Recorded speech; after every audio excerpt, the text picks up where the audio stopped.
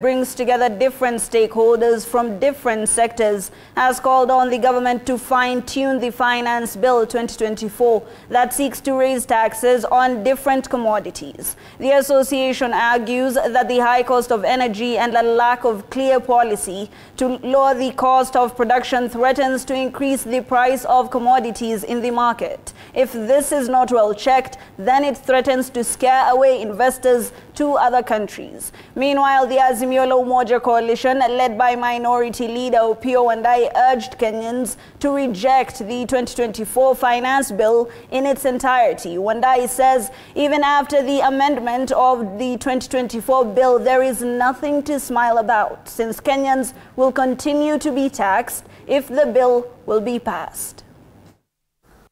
We need to work on our global competitiveness. It's a shame that as we speak today, Kenya's manufacturing contribution to GDP is 7.2%. I know the Kenya Association of Manufacturers have said that they are on track to turning that 7.2% manufacturing contribution to 20% by 2030. But it cannot happen just miraculously. There's got to be focused energy put towards how do we grow the manufacturing sector, because they're going to grow real jobs, and the formal sector employment, bulk of it is in the manufacturing sector. So we can only grow the manufacturing sector if we actually make sure that we are competitive, globally competitive. So the proposed fuel level will certainly add on to the cost of fuel, which then means that we are adding on to the cost of living and the cost of doing business. The other thing that we must also contend with is that, and this is a good thing, that we have an electrical mobility policy that is in the final stages of development. In terms of electrical power, the cost of electrical power, obviously we all know, compared to other countries in the region, is higher. One of the key things when we look at electrical power is not only the cost but also reliability.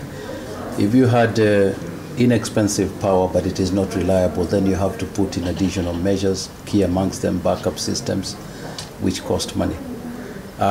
We note that there has been some improvement in terms of reliability, but I think there's a lot more that needs to be done to improve on that reliability, and more importantly, a lot more needs to be done to reduce the loss of electrical power. We will therefore push for further changes to the bill and turn it into a document for growth and not stagnation.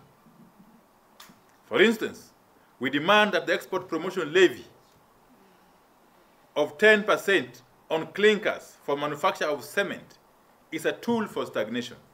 It is meant to stifle competition in a particular sector with a view to protecting a particular investor in a specific sector.